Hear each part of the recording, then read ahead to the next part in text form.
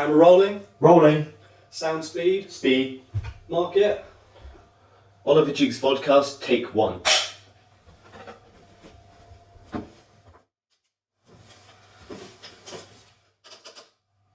I chose the role of director for many reasons.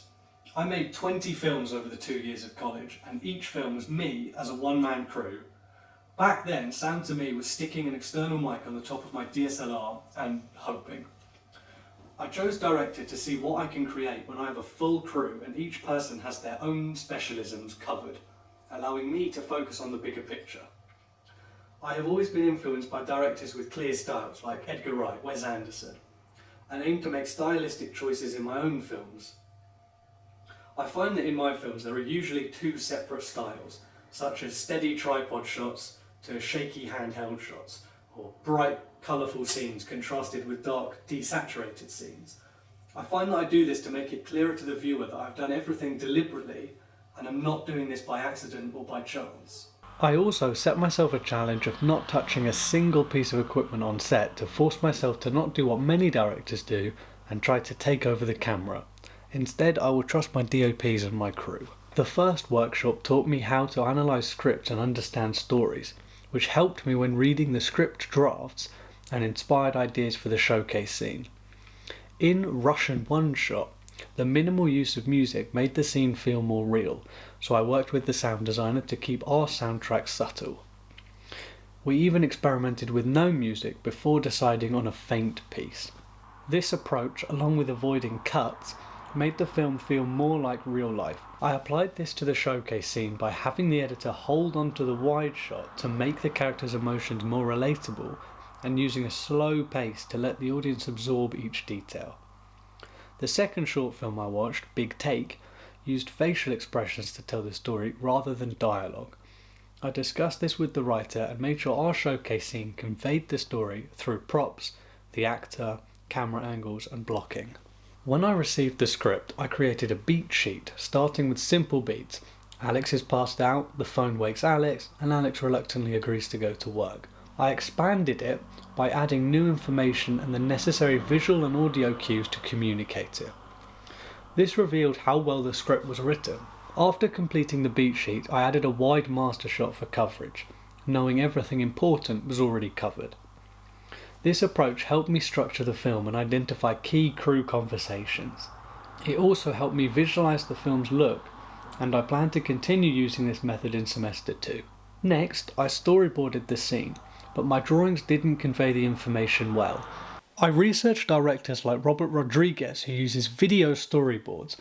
He uses them predominantly in action scenes and as a way to work out what works and what doesn't, so he is as ready for filming as possible when he has a crew asking him millions of questions.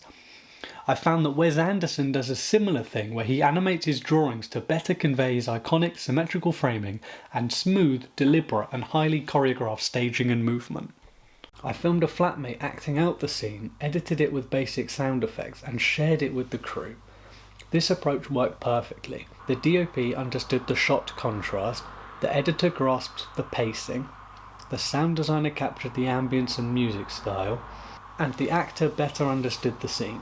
It also allowed me to experiment with framing and ideas before final decisions. I will continue using this method in semester 2.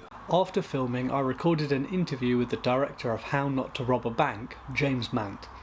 We discussed how both our shoots went and how the edits were progressing. I expected for everyone to be sort of bombarding me with ideas and how they can show off their own roles best, and then for me to have to work out how to bring them together to make, a cohesive style for the film. But what's really happened is that people have had their ideas, but maybe necessarily haven't communicated them as well. Because I was worried about what the next shot was and how we could get it done in time, I wasn't able to quality control what we were shooting as much. I was surprised with how easy I found it talking to the actress.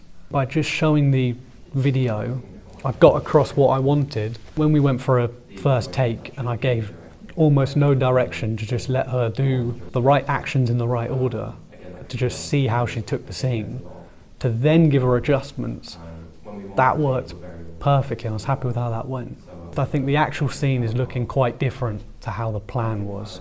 just because of fixing problems on the fly. I've learned a lot and developed as a director this semester. I started by listening more in crew meetings, but by the end I was leading meetings with clear plans and guiding discussions to focus on what I needed. In semester 2, I'll continue this approach and schedule a meeting in the first week to discuss how the team felt about the last semester and what they need to perform at their best. Initially, I was unsure about becoming a creative leader, but after the teaser task I felt confident on set and knew I needed to work on improving my leadership in meetings and pre-production.